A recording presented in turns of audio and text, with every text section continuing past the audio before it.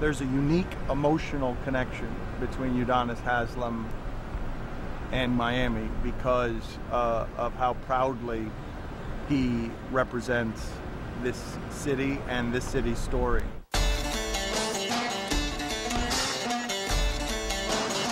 And they don't get much better than this.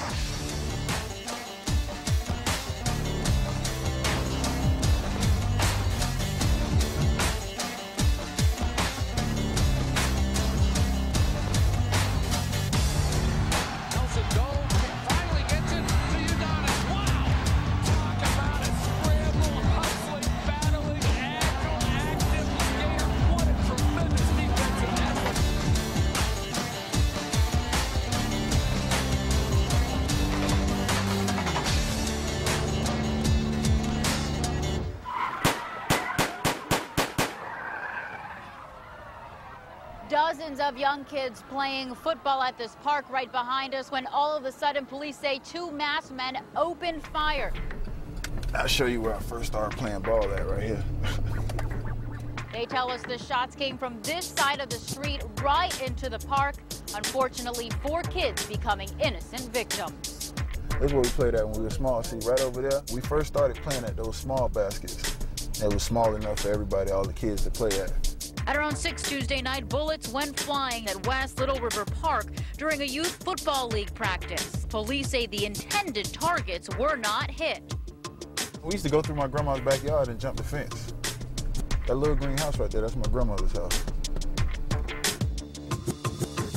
The glamour and the glitz of Miami is not Udonis's Miami. Udonis's Miami is the inner city. When you hood, you good. House man, you 305, you heard me? When his mother passed away, the wake, when Pat Riley came in and all his teammates came in, it wasn't in glitzy Miami. It wasn't in fancy fluorescent light Miami. It was in the heart of what is his home, which is a more difficult Miami, a grittier Miami, a tougher Miami, but a Miami where he's a favorite son.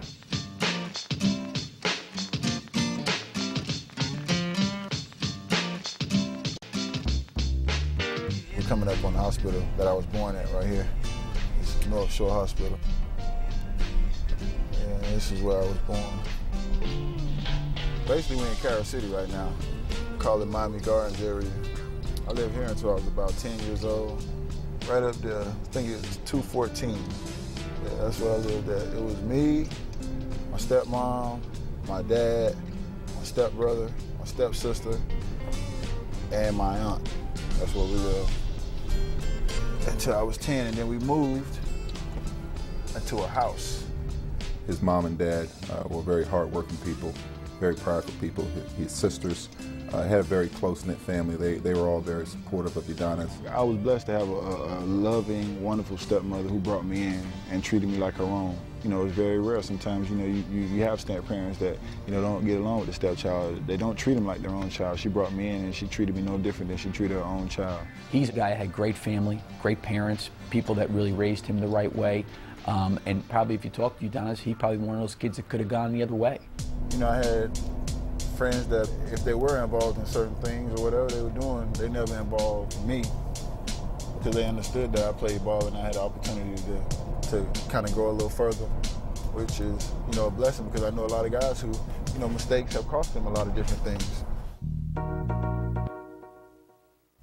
I was always bigger than everybody, but I think at that time I was the worst ball player. I was one of the youngest. You know, my coordination hadn't quite caught up with me. My athleticism hadn't caught up with my size and everything, so, you know, it was just for fun, you know what I mean?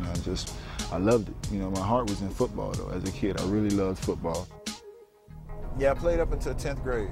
Oh, yeah, I was a big hitter. I was a big hitter. I was a defensive end. I was good, man. I was really good. Took a shot to the knee, and I was like, you know what? That's it.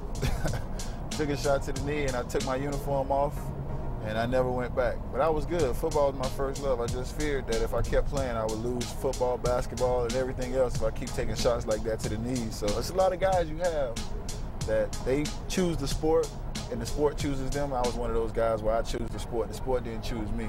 I was more of a physical guy, and I would prefer to play football at that time, but I'm not disappointed in the decision that I made. Whoa! welcome to the 6A championship, the big-time program in the state of Florida. Miami High looking for its 18th state champions. They have the size, they have the strength, led by the big man, Udonis Haslem. He is headed for the University of Florida. Believe me, Billy Donovan and the Gators are happy to have this man. Seeing Udonis, we felt like he'd be a guy with his size and physicality that would be able to impact our team. You know, you don't get too many coaches to come down into the inner city and recruit basketball players or football players. Sometimes coaches rather not deal with those type of environments, and they don't really understand that good kids do come out of those environments. They just need a chance to prove that they are good kids, and Coach Donovan gave me a chance. What's interesting is basketball has evolved a great deal since then, as has football, but at the time that was a rarer thing, the idea of the white coach going into the inner cities and mining ghetto talent. I grew up in New York, and I played with a lot of kids that were from different projects, different neighborhoods, and a lot of times I would go into those projects, and those guys always treated me like I was their brother. And I think in order to build that relationship with somebody, you got to put yourself in their environment and the way they're growing up. I actually came down in Liberty City to my grandmother's house and met with my family throughout the recruiting process, and he was probably the first coach to do that, and at that time he had to be the last. My mind was made up. I actually, committed early. I never took a visit anywhere else. I wanted to play for Coach Donovan. I believed in what he was preaching.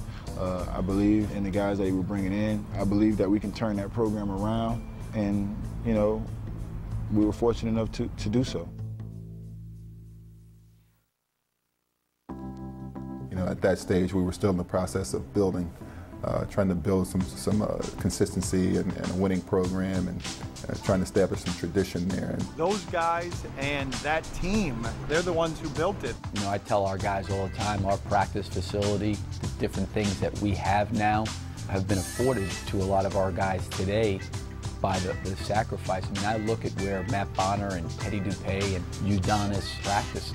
They practiced on a side auxiliary gym in the O'Connell Center because of the success, because of what those guys did, because of the commitment to winning. They totally changed the face of our program. Before those guys got there, it wasn't sustained. It was a flash across the sky. Those guys made it something that would endure and that would have some legacy, would have some name attached to it.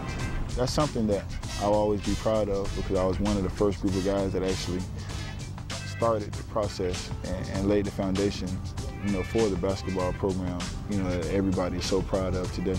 I think when you're trying to build tradition and a foundation, when you're the first people to kind of put your footprints in a program, that's going to be lasting for the rest of their life. They're always going to be remembered here at the University of Florida for what they did, and they will all go down as some of the greatest players to play here.